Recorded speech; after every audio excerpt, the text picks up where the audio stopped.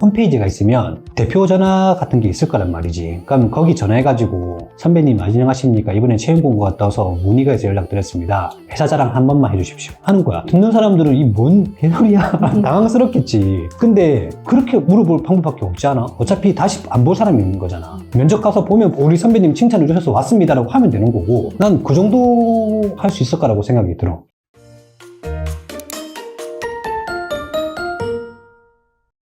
대표님, 안녕하세요. 안녕. 네, 오늘은 좋은 중소기업 찾는 꿀팁 이런 주제로 이야기를 좀 나눠보고자 합니다. 어렵다. 대표님께서 영상에서 맨날 뭐 경제가 안 좋을 수도 있으니까 계속해서 뭐 취업을 해라 권유를 좀 많이 해주셨는데요. 그런데 요즘 취업을 고민하는 친구가 작은 회사 들어갔다가 괜히 밥값도 안 나오는 거 아니냐라고 걱정을 하더라고요. 대체 좋은 중소기업은 어떻게 골라야 하는 걸까요? 그냥 뭐 느낌적인 느낌으로 가도 되는 건가요? 이게 내가 계속 취업하라고 해놓고 어디 취업하면 되는지도 안 알려줬던 것 같아.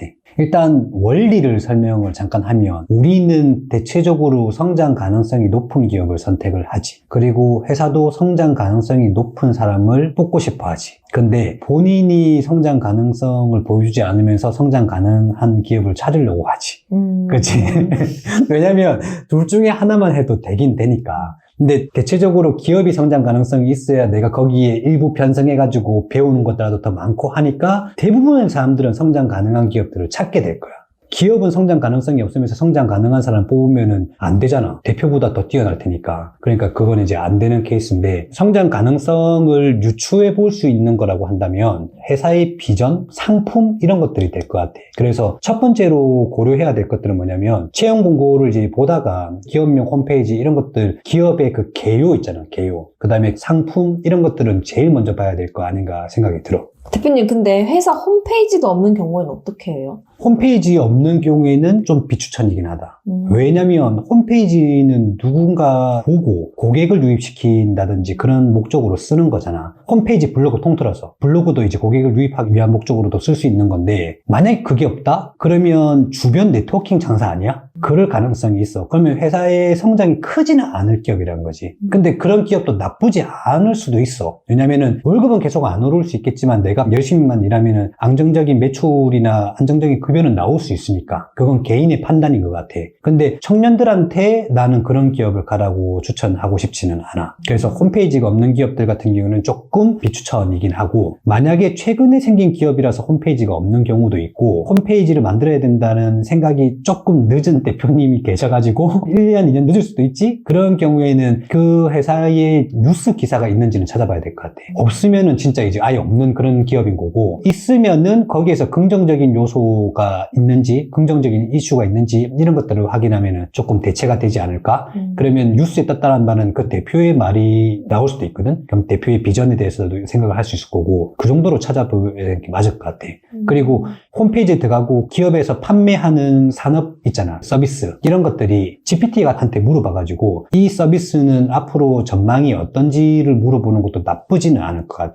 제조업이라고 하더라도 남을 제조업이 있는 거고 사라질 제조업이 있는 거고, 그렇기 때문에 GPT는 지가 인공지능이잖아. 그러니까 인공지능 때문에 여러 가지 산업의 변화가 이루어지고 있는 거잖아. 그럼 그와 관련된 조사가 엄청 많을 거라고. 그래서 산업 서비스 이거를 물어봤을 때 괜찮다, 쇠퇴하는 거다, 아니면은 뭐 전망이 나쁘지 않다, 이런 것들도 도움을 좀 얻을 수 있겠다 생각이 들어. 뭐 비전은 그렇다 쳐도 회사 정보를 구하기가 참 어렵잖아요. 자플래닛 같은 후기를 보면은 뭐 대표님이 커피 한 잔 사준 적 없다, 뭐 이런 얘기가 나오고, 뭐 그런 후기를 좀 믿어도 되는 걸까요? 커피를 안 사주면 솔직히 너무한 거 아니야? 좀 사줘라 좀.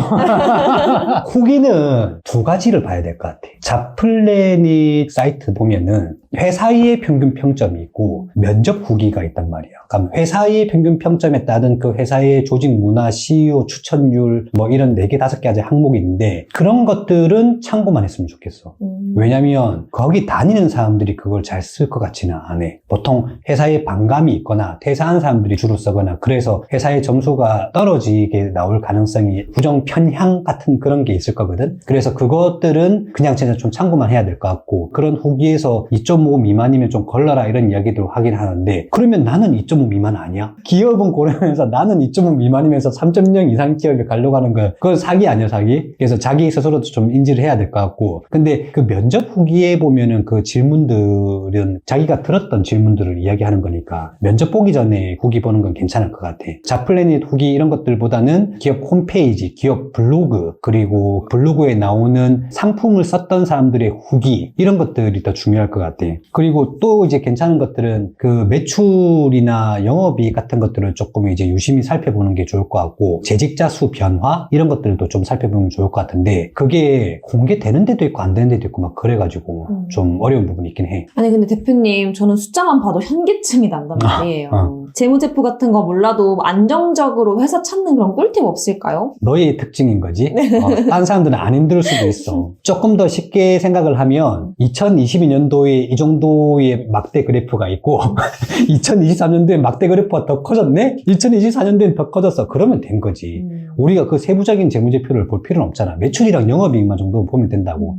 그게 어디서 찾을 수가 있냐면 그 기업명 띄우고 채용 치면은 뭐 자코리아, 사람인, 인크루트 이런 채용 사이트 있잖아. 보통 3개년치의 그 기업 신용 분석이 나와 있어. 거기 신용 분석 보면은 직전 2년, 3년 정도 되는 매출과 영업이익 이런 것들이 이제 기본적으로 나오고 어떤 사이트에는 고용보험 가입자 기준으로 해가지고 그 회사의 현재 근로자 수가 이렇게 왔다 갔다 하는 그래프가 있어. 예를 들어서 근로자 수가 떨어져. 그러면 그 회사가 약간 이슈가 있지 않을까? 근데 천천히 올라가는 그래프라고 한다면 퇴사자가 많이 없고 입사자만 있다. 그 회사는 좀 괜찮지 않을까?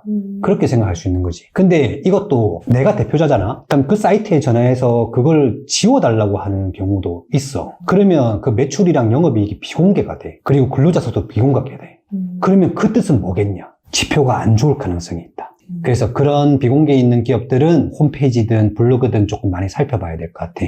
그래서 이런 숫자적인 거는 그렇게 찾아보면 되는 거 같고 만약에 숫자적인 게 보기 힘들다 이러면 일단 회사는 돈을 버는 거잖아. 그러면 돈을 뭘로 벌었니? 상품 서비스잖아. 그 상품이나 서비스를 이제 어딘가에서 판매를 했을 텐데 거기에 보면 후기 같은 것들이 있을 거 아니야. 고객의 후기라든지 아니면 협력업체의 후기라든지. 근데 거기에서 별점 4점 이상 정도는 돼야 되지 않겠어? 그리고 여기에 있는 상품이 약간 좀 독보적이다라고 이야기하면 그 회사는 조금 더 앞으로 성장 가능성이 있어 보이는 거잖아. 그런 식으로 이제 상품을 바탕으로 고객 후기 바탕으로 이제 기업의 비전을 조금 살펴볼 수 있겠지. 그 방식이 가장 유효할 것 같아.